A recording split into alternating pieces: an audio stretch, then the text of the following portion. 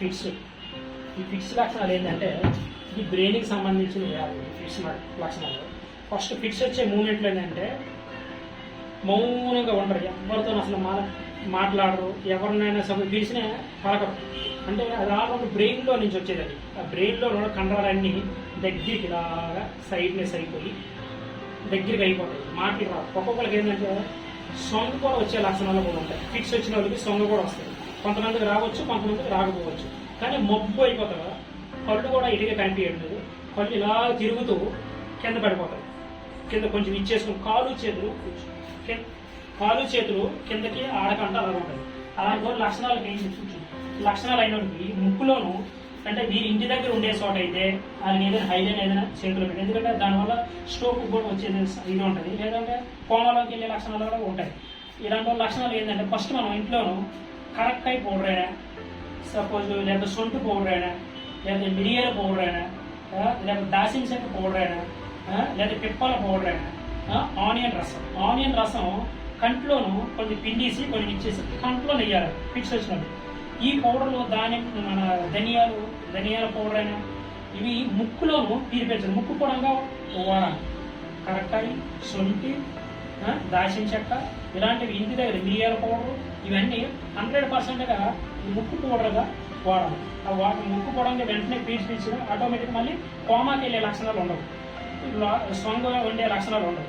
అది ఒకటి. అరికాలకి suppose కంట్లోనూ onion రసం వేసాం కాబట్టి అరిపాదాలకు కూడా మనం ఆ రసంతోనే మద్దం చేస్తే మళ్ళీ ఇది అవుతుంది. జనరేషన్ అవుతుంది ప్లస్గా మళ్ళీ ఆటోమేటిక్గా సెకండ్లో లేచిపోతుంది.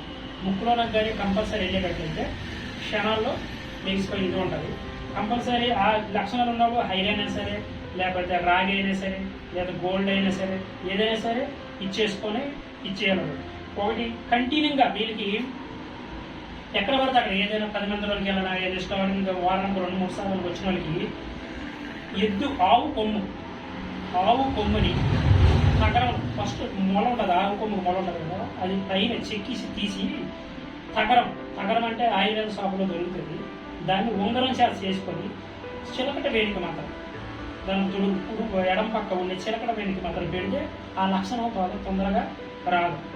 అది ఎందుకంటే ఆవు కొమ్ము మాత్రం చాలా 100%గా ఈ వ్యాధులకి 100%గా పనిచేస్తుంది.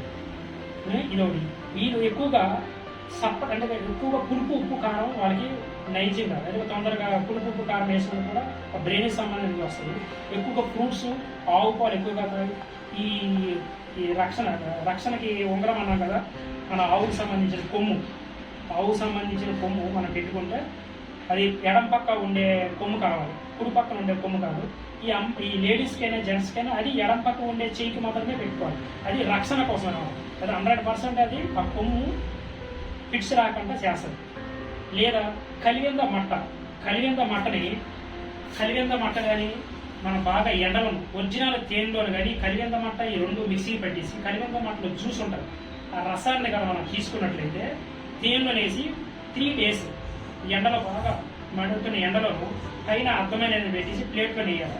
దాన్ని మనం వడగట్టేసి వీళ్ళకి ఎక్కువగా ఈ వ్యాధి ఎక్కువగా ఉండే వాళ్ళకి సాంగ్ వచ్చేసి ఎక్కువగా మోసపోయే ప్రతి వారానికి 2-3 సార్లు వచ్చే వాళ్ళకి ఏంటంటే ఆ రసంలో ఉండే వాటర్ తేనె రసం మన కలిపేదన్నమాట రసం ఉంటుంది కదా, కంట్లోనూ డ్రాప్ నైట్ కూడా కంపల్సరీ డ్రాప్ వేస్తే మీ ఫ్యూచర్లో మళ్ళీ అది కంట్రోల్గా 40 నుంచి 2-3 నెలల్లోనూ కంట్రోల్ అయిపోతుంది. మరి ఫ్యూచర్లో రమ్మనే రావాలి.